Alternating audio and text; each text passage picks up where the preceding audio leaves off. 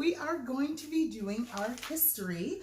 So turn in your history books to page 399. I want to review over our comprehension check that we did, that you did yesterday, over Jim and Elizabeth Elliot. So we'll go over the answers to the questions. Blah. Told you it's going to be a long day. Woo! We're going to go over the answers to the questions for those comprehension check questions on page 399. And then we're going to do the whole chapter of Dwight Eisenhower, which is after this, because it's a shorter chapter. So we're going to do the whole thing in one. So we'll do this very quickly. Page 399. As a child, number one, what was Jim not afraid to do? What wasn't he afraid to do? Hopefully you looked at this and thought, okay, some of you got it. He was not afraid to tell others about God. Remember, he was in school and he would tell his friends about God. So he was not afraid to talk to others about God. Why did Jim Elliot go to Ecuador? Right, to be a missionary, but give me more. Not just to be a missionary. To who? To the Quechua Indians. So missionary, to be a missionary to the Quechua Indians. So give all of that information because that's a huge part of it. So if they are asking you on a test or something or a quiz, you'll know and remember. He went to Ecuador to speak to the Quechua, not Chikua. Chikua. Oh my.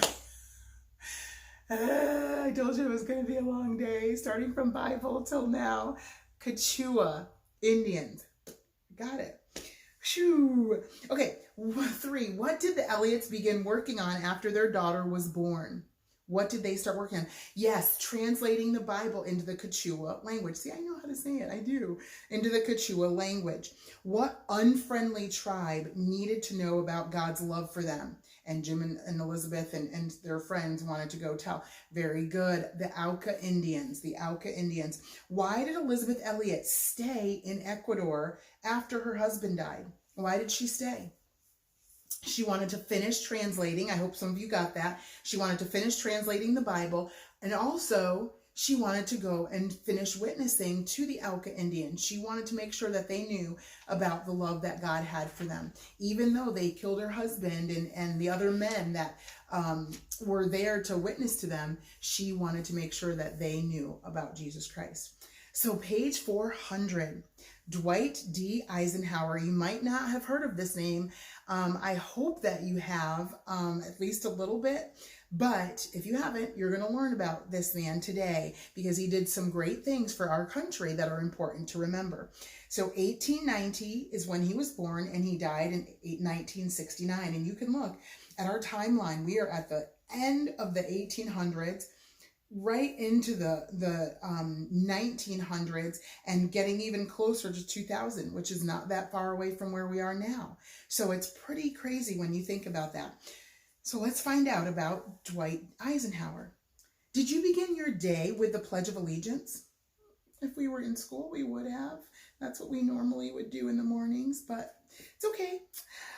Thanks to President Dwight Eisenhower, you said the words, "one nation under God." Now, did you see one of the words in front of it? President, okay? So he was a president, which is why you do need to know his name. But because of him, when we say one nation under God, indivisible with liberty, that phrase came about because President Eisenhower signed it into a law that needs to be spoken in the Pledge of Allegiance. How cool is that, right? Before the year 1954, wow. Before the year 1954, our pledge did not mention God. Because President Eisenhower believed it was important, he signed it into law. This needs to be part of our Pledge of Allegiance. 2 years later, President Eisenhower signed another law that made our national motto, "In God We Trust." Where do we see that? Yes, on our money. When we look at our coins, when we look at our dollar bills, we see "In God We Trust." That's because we don't trust in money.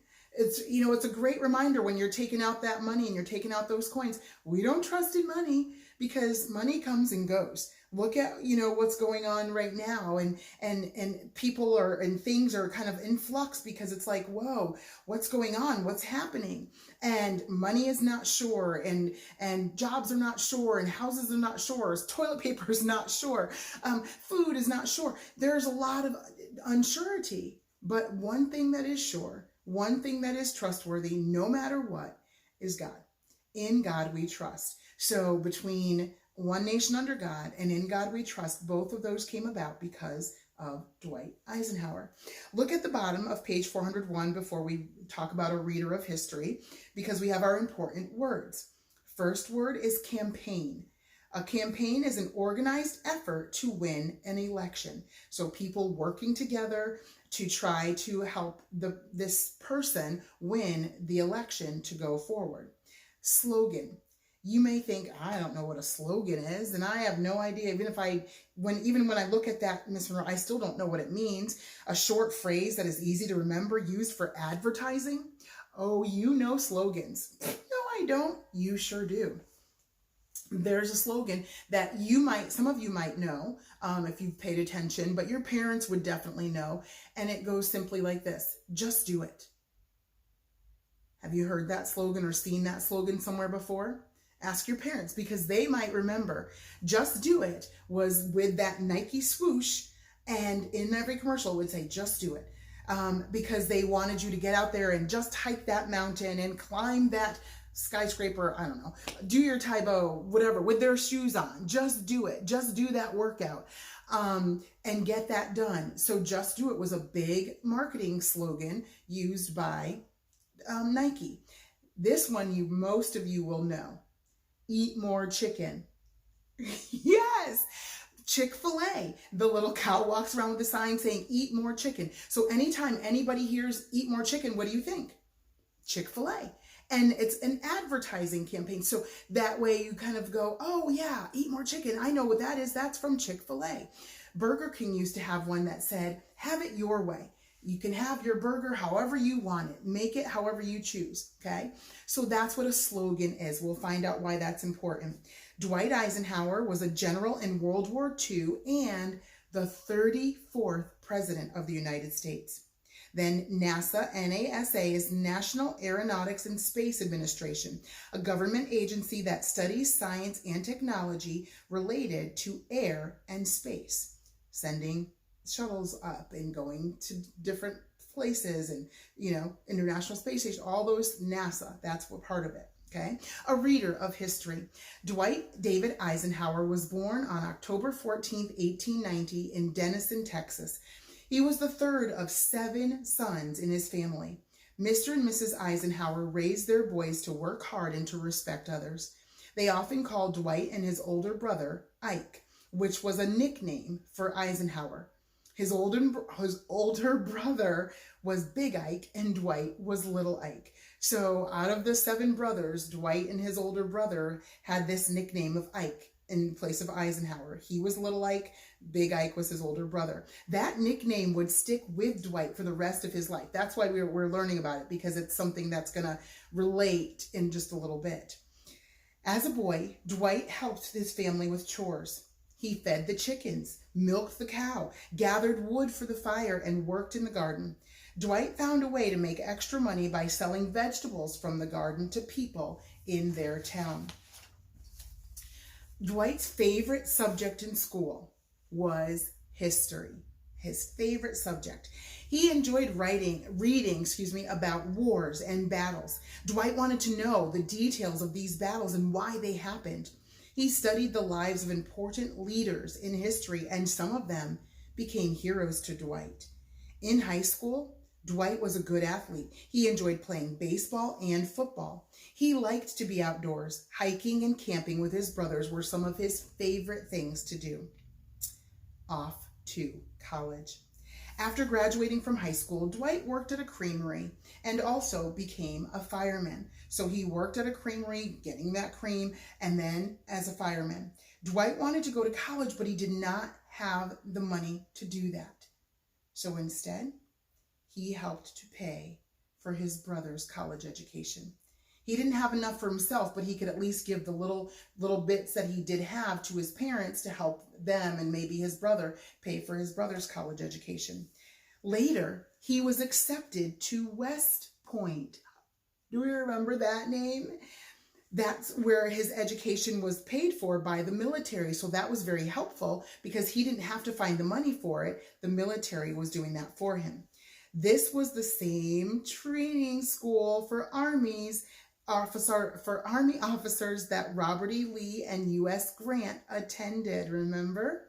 No one imagined at the time that Dwight Eisenhower would someday be a great leader in the United States military. Dwight Eisenhower graduated from West Point and was sent to Fort Sam Houston in San Antonio, Texas. While in San Antonio, Dwight Eisenhower met a young lady, I know, groan, moan, right now, named Mamie Dowd. She was talkative and loved to have fun. He was quiet. Although they were very different, they loved each other and decided to get married. Groan, gross, I know. They had 2 sons, Dowd and John. But sadly, Dowd died when he was only 3. The war years. Mr. Eisenhower served his country in 2 very important wars called World Wars. A world war involves many powerful nations all over the world. World War I and World War II were fought to protect countries that could lose their freedoms. The United States joined with other countries to defend that freedom. During World War I, Major Dwight Eisenhower trained soldiers to go into battle. In World War II, General Eisenhower became the top commanding officer for the United States. In World War II, he was the top commanding officer for the whole United States. On June 6, 1944, also known as D-Day, he led over 150,000 troops into Normandy, France, to fight German troops. This battle led to the end of World War II in Europe. So D-Day is when he is helping get these 150,000 troops into France to fight against the Germans. And because of that war, that battle, that led to the end of World War II. When General Eisenhower returned to the United States, he was honored as a hero. In 1948, Dwight Eisenhower left the Army and became president of Columbia University in New York City, where he served for 5 years. Near the end of his time at Columbia, he was asked a very important question. What is that question?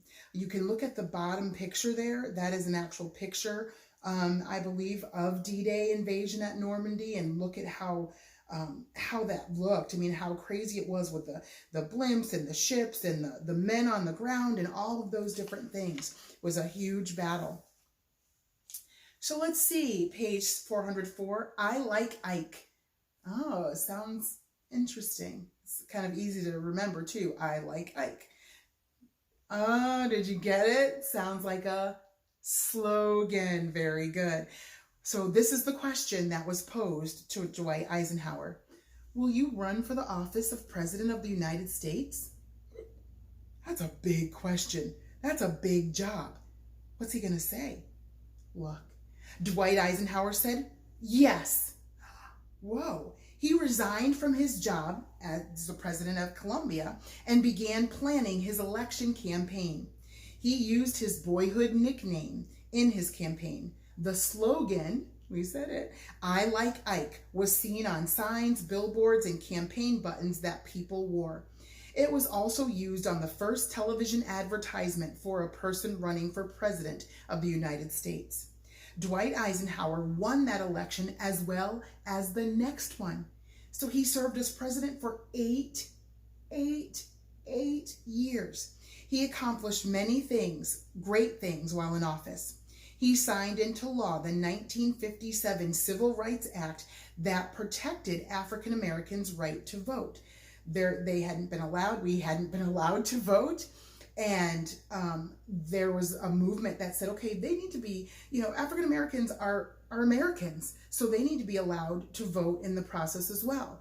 And then people started finally listening, and he signed it into law that yes, they need to be protected, and their rights to vote, our rights to vote, were protected at that time. He created the interstate highway system throughout the United States. How do some of us get to school? Through the interstate, right? That's a great thing. He began the National Aeronautics and Space Administration, NASA, which started our country's flights into space. He added the states of Alaska and Hawaii to our United States. So the 49th and 50th state were added under him. After serving as president, Dwight Eisenhower retired to his farm in Gettysburg, Pennsylvania, where he enjoyed being with his family. He spent much of his time there writing books and painting. In 1969, Dwight Eisenhower died after a long illness. He is remembered as a great general and president. So you are going to look at page 405, answer the question. As President Dwight Eisenhower said, "Without God, there could be no American form of government, nor an American way of life." Do you agree with that? And why or why do you not? Okay. Without God, there could be no American form of government, nor American way of life. Talk about that with your parents and discuss that. What do you think? And then you've got your comprehension check to work on. So look at that very carefully. Work on those answers. Look back if you need to. But that's it. That's our chapter on Dwight D. Eisenhower. Went pretty quickly, and that's why I wanted to do the whole thing today. But just because I did the whole thing today doesn't mean we get to forget some of the things that we learned. I kind of went through them quicker, but we'll go back and keep reviewing and make sure you keep reading through as well. All right, great job. I hope that you enjoyed that. Now you know the name Dwight D. Eisenhower and some of the great things that he did. So keep them tucked away and think of your own slogans. Think of some good slogans for yourself, okay? I'll talk to you later. Have a great day.